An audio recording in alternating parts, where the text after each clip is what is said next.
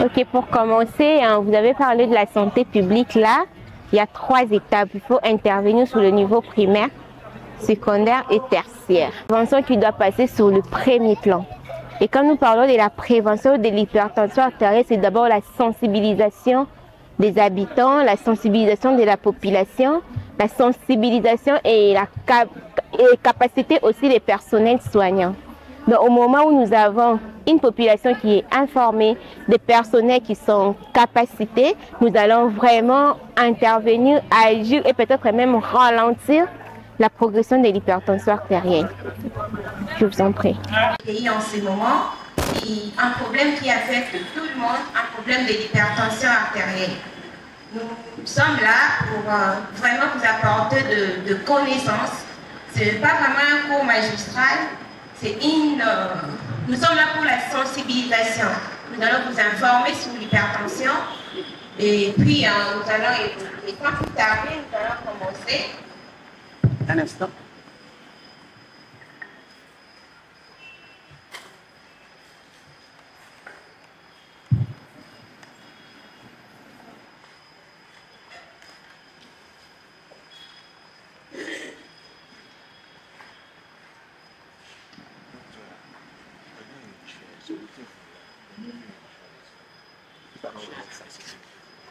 Nous parlons de l'hypertension artérielle en perte et danger.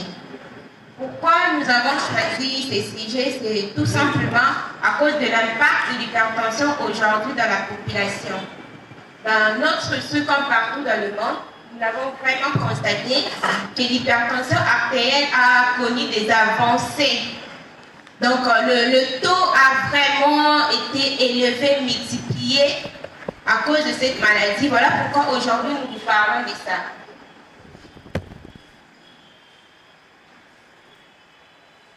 Et pour la présentation, nous allons parler de 6 points essentiellement. Nous allons parler de l'hypertension. C'est quoi l'hypertension artérielle? Quelle est son ampleur dans le monde, en Afrique, au Congo et puis chez nous ici à Kinshasa? Quels sont les signes de l'hypertension artérielle? À quel moment une personne peut suspecter l'hypertension? À quel moment une personne peut penser aller se faire dépister et peut douter qu'il a de l'hypertension artérielle? En quelque sorte, c'est ça. Et puis, on parlera de causes. Qu'est-ce qui pousse une personne à faire l'hypertension artérielle? Quels sont les éléments qui concourent pour qu'une personne fasse l'hypertension artérielle? Après, quelles en sont les conséquences? Les conséquences, c'est juste des complications. Quand vous êtes hypertendu, vous risquez quoi? C'est quoi les complications que l'hypertension artérielle peut vous apporter? Et puis, nous allons donner quelques recommandations. Que faire? Vraiment, que faire quand vous êtes déjà hypertendu? Que faire pour prévenir l'hypertension? Que faire pour mieux vivre avec votre hypertension artérielle? C'est ça les éléments dont nous allons évoquer. Et sans plus tarder, je vais définir l'hypertension artérielle. Ça va nous permettre de nous mettre d'accord, de comprendre déjà c'est quoi. Nous parlons de quoi?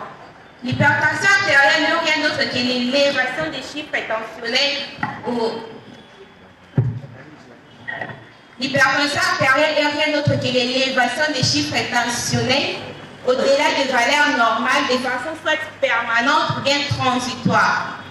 Chez un individu en repos. Le repos peut être de 15 à 30 minutes, je m'explique. Une personne qui arrive, vous lui faites reposer pendant quelques minutes, il se repose, et puis vous prélevez la pression artérielle.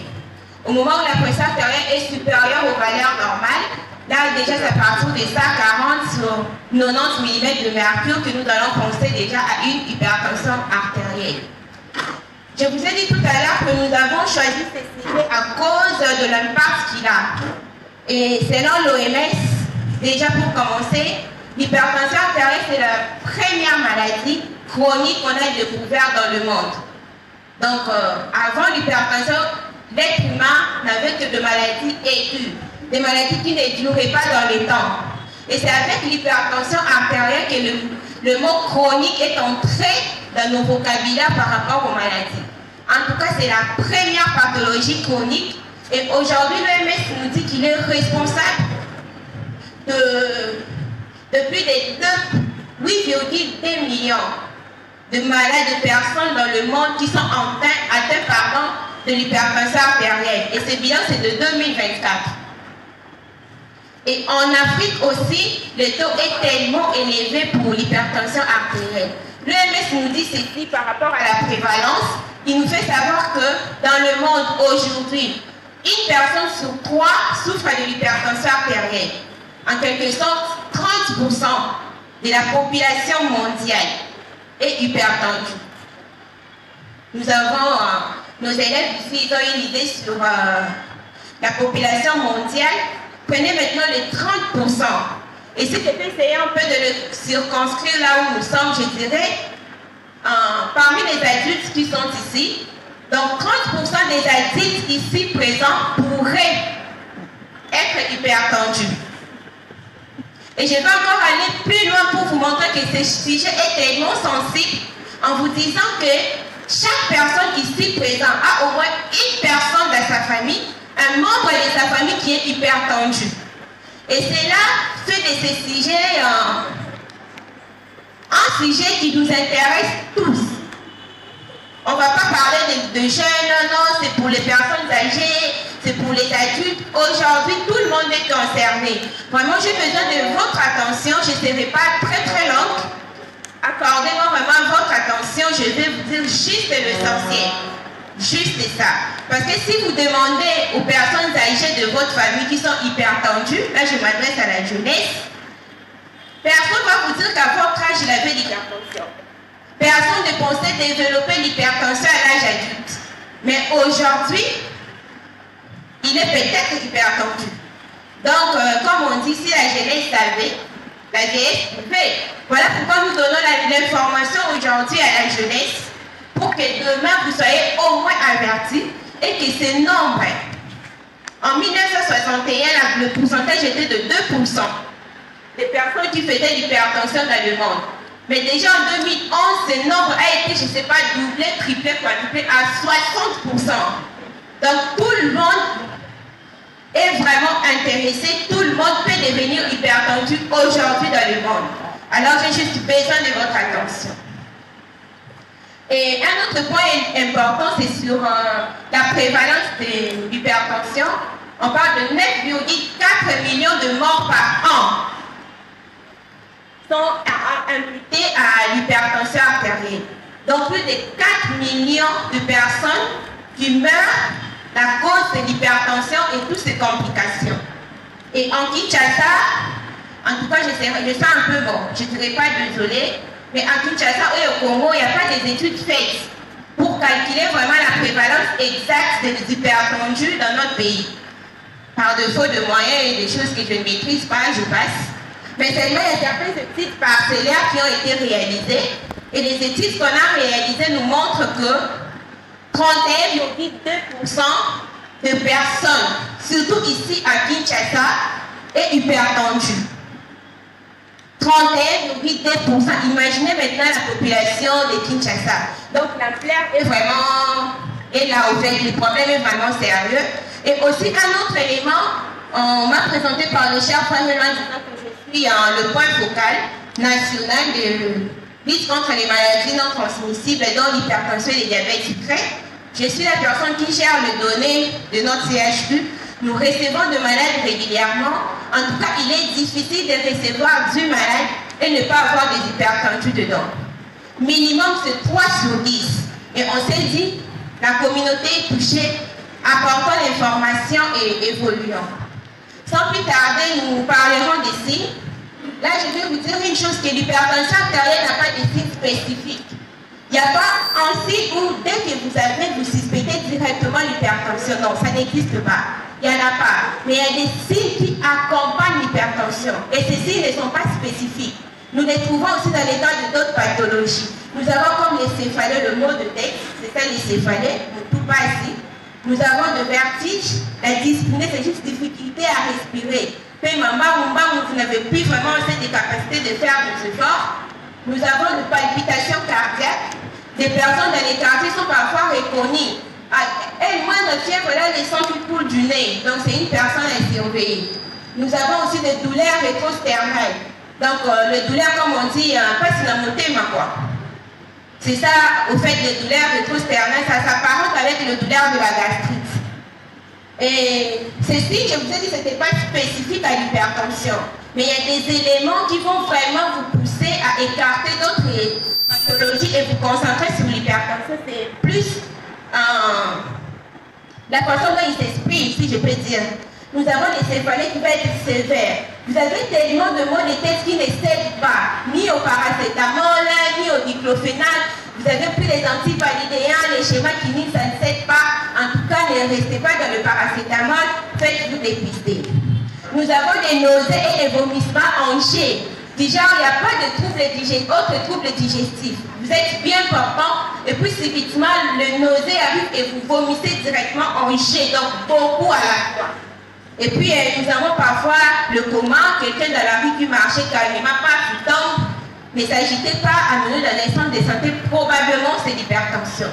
Nous avons le convulsions, le douleur thoracique, comme je l'avais dit, et aussi certaines personnes, là je m'adresse un peu aux personnes un peu plus jeunes, ça arrive aussi aux adultes, un problème de la niérie. Au moment où vous constatez que la quantité d'urine a considérablement baissé, ça peut être réduit à l'hypertension. Parce que l'hypertension de jeunes personnes, c'est souvent dit aussi aux maladies rénales. Donc il faut faire un peu attention à ça. Comme j'avais défini l'hypertension, j'ai dit que c'est l'élévation anormale de chiffres tensionnés. Donc l'élévation, les chiffres normaux existent. Là, le valeur normale s'avance sur 80 mm de mercure. Là, c'est optimal. C'est ce qui est souhaitable. Quand vous partez prélever votre pression artérielle, vous devez être autour de 120 sur 80 mm de mercure. Comme on dit à la cité 12,8. Et au moment où vous atteignez déjà 140 sur 90 mm de mercure, quand on parle de la cité de 14 sur 9, vous êtes déjà un cas à surveiller. Vous devez vraiment faire un effort de consulter une personne qui va vous aider à essayer un peu d'établir sur ça. Et comme je l'avais dit, maintenant nous parlons de cause. Qu'est-ce qui peut faire qu'une personne ait une hypertension artérielle? À 90%, la cause n'est pas élucidée. 90% des hypertendus, leurs médecins leur disent « Maman, raison humanité, mais vous êtes hypertendu. » Comment j'ai fait, mais il n'y a pas de raison. Et c'est à 90%. Parfois, ça nous pose des problèmes d'acceptation au niveau du cabinet, mais c'est ça. La science n'a pas encore prouvé les 90%. Donc, ça reste encore idiopathie comme il est. Les 90% des AVC que nous avons, la cause de l'hypertension. Et puis, deuxièmement, nous avons le coma, comme nous l'avons dit, et un grand risque aussi pour les femmes enceintes, parce qu'ils peuvent faire le clampsie. Le clampsie, c'est juste l'hypertension artérielle chez une femme enceinte, mettant vraiment le pronostic vital en danger, et la mère et l'enfant. Et puis après, les cerveaux parlera de cœur, là nous avons plus de cardiopathie. Les problèmes liés à la vascularisation du cœur entraînant le problème cardiaque. Dans la cité, on dit souvent un coma cardiaque. Avec la maladie cardiaque, c'est souvent aussi dit à l'hypertension artérielle. Et après le cœur, nous avons le morphilique. Cosikibota. Souvent, c'est pas ça. Souvent, c'est pas ça. Parfois, c'est l'hypertension artérielle et l'on qui va souffrir. Donc, il faut faire très attention. Oui, je parle de l'os. Et puis, nous avons le rein. Le rein régule la pression artérielle. Quand le rein est touché, le problème est là. Vous pouvez faire l'hypertension artérielle. Et au niveau des yeux, nous avons la rétinopathie hypertensive. La plupart des personnes qui ont l'hypertension artérielle, le problème des yeux pouvait évoluer jusqu'à la cécité. Donc, l'hypertension artérielle peut demain vous rendre aveugle. Il faut faire très attention. Et au niveau des vaisseaux, nous avons les anévrismes. Donc, le sang ne circule plus bien parce qu'il y a des caillots, il y a beaucoup de choses. Passons. Maintenant, que faut-il faire? Là, je demande vraiment votre attention. Si vous, je vais lire et expliquer. Si vous reconnaissez avoir de facteurs de risque favorisant précités, il faut premièrement vous faire dépister au centre le plus approprié. Car plus tôt la maladie est détectée, plus efficace serait le traitement. J'ai cité les facteurs de risque ici. La famille, la sédentarité, l'alcool, les tabacs, l'obésité. J'ai tout dit. Si vous vous reconnaissez, ce n'est pas une condamnation. Passez dans un centre le plus proche de vous ou en sortant d'ici, vous pouvez passer chez nous. c'est déjà organisé pour vous faire dépister. Merci beaucoup. Et deuxièmement, il faut éviter de manger trop gras. Éviter de manger trop gras. Donc, ceux qui préparent trop d'huile dans la nourriture, vous êtes dans la margarine, tous ces trucs-là, faire très attention. Et puis, éviter de manger trop salé. Aussi, faire l'activité physique de façon régulière et puis 30 à 60 minutes par jour. Maintenant, je vais répartir rapidement que faire par rapport aux situations. Si vous êtes déjà hypertendu, si on vous a diagnostiqué l'hypertension, qu'est-ce que vous devez savoir? Ça, vraiment, excusez-moi, j'ai déjà dit que 30% pourraient. Donc, les 30% m'accordent leur attention, là, c'est pour vous. Il faut savoir que l'hypertension artérielle, c'est une maladie chronique. Chronique, ça veut dire que ça dure dans les temps. Et parfois, je peux même dire que c'est une maladie à vie. Quand on vous diagnostique l'hypertension artérielle, ne prenez pas ça comme une infection, l'hépatitis, vous pouvez prendre les médicaments et guérir. Non, du coup, non. Vraiment, ça demande que ça soit pris dans les temps. Et selon votre médecin, vous allez vous orienter et évoluer. Moi, mon maître ici présent me dit toujours, la prise en charge des maladies chroniques, c'est un art au fait. Il faut tout le temps analyser, mélanger les choses. C'est dynamique, ça change. Ça évolue. Donc, quand on vous a diagnostiqué l'hypertension, vous savez que c'est une maladie chronique, ne m'arrêtez pas les traitements brusquement parce que vous avez de bons signes. Et puis, deuxièmement, le respect des mesures hygiéno-diététiques, je l'ai cité. Manger moins salé, pas trop gras, pas trop sucré, bouger, éviter la sédentarité. Et puis, le respect des traitements. C'est reconnu. Je venais de participer à une enquête qu'on a fait récemment. Et plus de 80% des malades hypertendus négligent leurs traitements médicamenteux. Vraiment, il y a une forte négligence. Je vous prie de revoir et de rester fidèle à votre traitement. Et puis, il y a le respect des rendez-vous, même une fois le mois. C'est très important. Et si vous n'êtes pas encore diagnostiqué hypertendu, je vous demande premièrement de faire le dépistage. Surtout quand vous atteignez déjà l'âge de 40 à 45 ans, ayez vraiment l'habitude, même une fois l'an, minimum, passer dans un centre et prélever votre pression artérielle. Et deuxièmement, vous qui n'êtes pas encore hypertendu, je préfère qu'on joue sur la prévention aujourd'hui. Moi, je préfère vous désarmer que de vous laisser et vous dire non, l'ennemi va tirer sur les gilets pare-balles. Moi, je préfère désarmer l'ennemi au fait. Là, il faut avoir un mode de vie qui est sain et le respect des mesures hygiéno-diététiques. Évitez de sentir les sels dans votre nourriture. Et toute la nourriture qui sent les sels, évitez. Les chips, tout ça, vous l'évitez. Deuxièmement, je parlerai de l'activité physique. Au moins 30 minutes chaque jour. Là, je viens rapidement de conseiller ceux qui font l'activité physique que le week-end. Vous consommez toute la journée, puis c'est le week-end que vous allez courir, et la troisième mi-temps, nous savons ce qui va se passer. Après, là, je parlerai de la perte pondérale en cas de surcharge.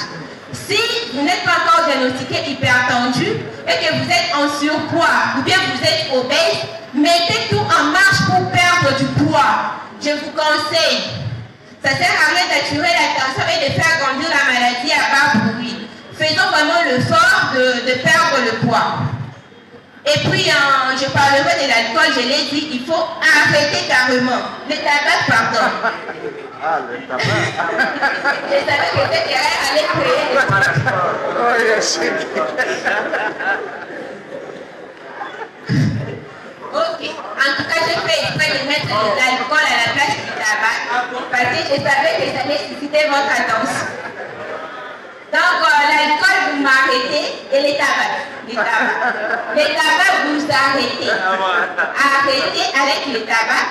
Si vous avez besoin de d'autres informations, vous passerez, vous l'aurez. Et l'alcool, mais l'alcool, il faut boire avec modération. Mais